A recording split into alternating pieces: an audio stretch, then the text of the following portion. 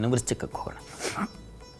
ವೃಶ್ಚಿಕ ರಾಶಿಯವರಿಗೆ ವಾರದ ಆದಿಯಲ್ಲಿ ಹೇಗಿರುತ್ತದೆ? ವೃತ್ತಿಯಲ್ಲಿ ಅನಾನುಕೂಲ ಇದೆ, ಅನ್ನ ಸಮೃದ್ಧಿ, ಹಣಕಾಸಿನ ಬಲ ಸೂಚಿಸ್ತಾ ಇದೆ, ಹೆಚ್ಚಿನ ವ್ಯಯ, ಅಪಮಾನ, ಧರ್ಮ, ಶುಭ ಕಾರ್ಯಗಳು ಮಿಶ್ರವಾಗಿದೆ ಗಮನಿಸ್ಕೊಂಡಾಗ.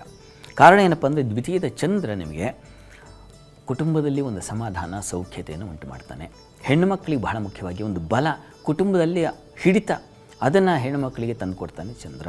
ವಿದ್ಯಾರ್ಥಿಗಳಿಗೆ ತುಂಬ ಚೆನ್ನಾಗಿದೆ, ಹೆಚ್ಚಿನ ಅನುಕೂಲ ಉಂಟಾಗ್ತಕ್ಕಂಥ ಧನ ಸಂಪಾದನೆ, ಅದಕ್ಕೆ ಚಂದ್ರನಿಂದಾಗಿ ಹೆಚ್ಚಿನ ಅವಕಾಶ ಸಿಗುತ್ತೆ. ಹೀಗಾಗಿ ಧನ ಸಮೃದ್ಧಿ, ಅನ್ನ ಸಮೃದ್ಧಿ, ಮೃಷ್ಟಾನ್ನ ಭೋಜನ, ಇಷ್ಟ ಭೋಜನ ಅಂತ ನಿಮಗೆ ಯಾವುದು ಇಷ್ಟವೋ ಅದು ಸಿಗ್ತಕ್ಕಂಥದ್ದು.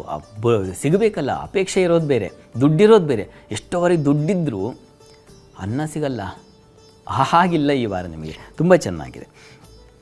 ಆದರೆ ನಿಮಗೆ ಮಾಂದ್ಯವ್ಯಯದಲ್ಲಿ ಸಂಚರಿಸೋದ್ರಿಂದ ಕಾಲಿಗೆ ಪೆಟ್ಟಾಗಬಹುದು, ಉಗುರುಗಳಿಗೆ ಪೆಟ್ಟು ಮಾಡ್ಕೊಂಡು ಪ್ರಮಾದ ಮಾಡಿಕೊಳ್ಳೋ ಸಾಧ್ಯತೆ ಇದೆ, ಹುಷಾರಾಗಿರಿ. ಮತ್ತು ಹೆಚ್ಚಿನ ಅಪವ್ಯಯವೂ ಆಗುತ್ತೆ. ಹಣ ಸಂಪಾದನೆ ಒಂದು ಕಡೆ ಆದರೆ ಬಂದಿದ್ದು ಬೇಡದೇ ಇರೋದು ಖರ್ಚಾಗುವ ಸಾಧ್ಯತೆ ಜಾಸ್ತಿ ಇರುತ್ತೆ. ಹೀಗಾಗಿ ಸ್ವಲ್ಪ ಹುಷಾರು, ಖರ್ಚಿನ ಕಡೆ ಗಮನ ಇರಲಿ. ಏನಕ್ಕೆ ಖರ್ಚು ಮಾಡ್ತಾ ಇದ್ದೀನಿ ಅಂತ ಒಂದು ಸಲ ಯೋಚನೆ ಮಾಡಿ, ಇದು ಬೇಕಾ, ಅಗತ್ಯ ಇದೆಯಾ ಇಲ್ವಾ, ಒಂದು ಸಲ ಪರಿಶೀಲಿಸ್ಕೊಳ್ಳಿ.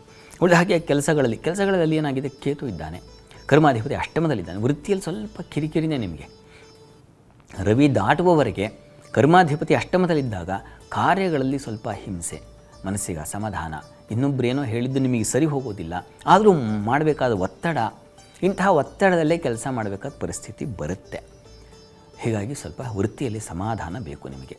ಏನು ಕೆಲಸ ಹೇಳಿದ್ದಾರೆ, ಏನು ಮಾಡ್ತಾ ಇದ್ದೀನಿ, ಅದು ಇಷ್ಟ ಇದೆಯೋ ಇಲ್ವೋ, ಬಾಸ್ ಹೇಳಿದ್ದಾರೆ, ದೊಡ್ಡವರು ಹೇಳಿದ್ದಾರೆ ಅಂದರೆ ಮಾಡಬೇಕಾಗತ್ತೆ. ಅದನ್ನು ಒಪ್ಕೊಂಡು ಮಾಡೋದು ಬಹಳ ಒಳ್ಳೆಯದು ಈ ಒಂದು ಸಂದರ್ಭದಲ್ಲಿ. ಚಂದ್ರ ದ್ವಿತೀಯದಲ್ಲಿ ಇರೋದರಿಂದ ನಿಮಗೆ ಸರಾಗವಾಗಿ ಹೋಗುತ್ತೆ, ಯೋಚನೆ ಮಾಡಬೇಡಿ. ವಾರದ ಅಂತ್ಯ ಗಮನಿಸೋಣ. ವೃಶ್ಚಿಕ ರಾಶಿಯವರಿಗೆ ವಾರದ ಅಂತ್ಯದಲ್ಲಿ ಸ್ವಲ್ಪ ಧೈರ್ಯ, ಉತ್ಸಾಹ ಇವುಗಳು ಬರುತ್ತೆ, ಸಪೋರ್ಟ್ ಸಿಗುತ್ತೆ. ಬಹಳ ಮುಖ್ಯವಾಗಿ ಒಂದು ನಂಬಿಕೆ, ಒಂದು ವಿಶ್ವಾಸ, ಒಂದು ಸಲಹೆ, ಇವು ಸಲಹೆಯಿಂದ ಇಷ್ಟೆಲ್ಲ ವಿಶ್ವಾಸ ಬೆಳೆಸ್ಕೊಳ್ತಕ್ಕಂಥದ್ದಾಗುತ್ತೆ.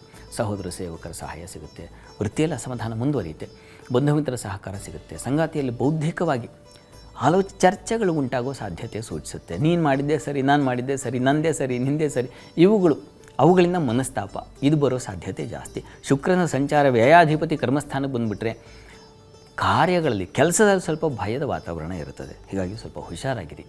ಕೆಲಸ ಮಾಡುವಾಗ ಅಚ್ಚುಕಟ್ಟಾಗಿ ಶ್ರದ್ಧೆಯಿಂದ ಕೆಲಸ ಮಾಡಿ. ಒಂದು ಸಣ್ಣ ಪ್ರಮಾದವು ದೊಡ್ಡ ಬಿರುಕನ್ನು ತಂದುಬಿಡಬಹುದು, ಅಥವಾ ನಿಮ್ಮ ಕೆಲಸಕ್ಕೆ ಕೂತು ಬಂದುಬಿಡು. ಆ ಥರ ಆಗಲ್ಲ, ಹೆದರಬೇಡಿ. ಏಕೆಂದರೆ ಕಾರಣ ವ್ಯಯಾಧಿಪತಿ ಸಂಚರಿಸ್ತಾ ಇದ್ದಾನೆ, ರವಿ ಅಷ್ಟಮದಲ್ಲಿದ್ದಾನೆ. ಈ ಸಂದರ್ಭದಲ್ಲಿ ನಾವು ಜಾಗ್ರತೆಯಿಂದ ಇರಬೇಕಪ್ಪ. ಕೆಲಸವನ್ನು 2 ಸಲ ಪರಿಶೀಲಿಸಿಕೊಳ್ಳೋದು. ನಾನು ಕೆಲಸ ಮಾಡ್ತಾಯಿದ್ದೀನಿ, ನನ್ನ ಟೈಮ್ ಸರಿ ಇಲ್ಲಪ್ಪ, ಮಾಡೋಣ, ಗ್ರಹಚಾರ ಹೀಗಿದೆ ಅಂತ ಅಂದುಕೊಂಡು ಸರಿಪಡಿಸ್ಕೊಳ್ಳೋದು ಬಹಳ ಒಳ್ಳೆಯದು. ಆ ರೀತಿಯಲ್ಲಿ ಈ ವಾರ ನೀವು ಎಚ್ಚರ ವಹಿಸಬೇಕಾಗುತ್ತೆ. ವೃಶ್ಚಿಕ ರಾಶಿಯವರು ಗಾಬರಿ ಮಾಡ್ಕೋಬೇಡಿ.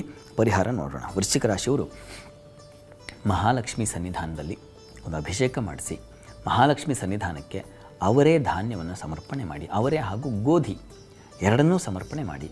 ಇದು ಹೆಚ್ಚಿನ ಏನು ತೊಡಕು ಹೇಳಿದನೋ ಅದನ್ನು ನಿವಾರಿಸುತ್ತೆ. ಗ್ರಹಗಳಿಗೆ ತೊಡಕು ಕೊಡೋದಲ್ಲ, ಅಷ್ಟೇ ಅಲ್ಲ, ಆರಾಧನೆಯಿಂದ ಆ ತೊಡಕುಗಳನ್ನು ಬಿಡಿಸ್ಕೊಳ್ಳೋ ಶಕ್ತಿಯೂ ಇದೆಯಲ್ಲ, ಇದನ್ನು ನಂಬ್ಕೋಬೇಕು.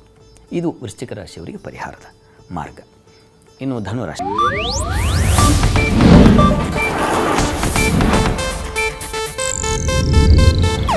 ಇದು ಏಷ್ಯಾನೆಟ್ ನ್ಯೂಸ್ ನೆಟ್ವರ್ಕ್ ಪ್ರಸ್ತುತಿ.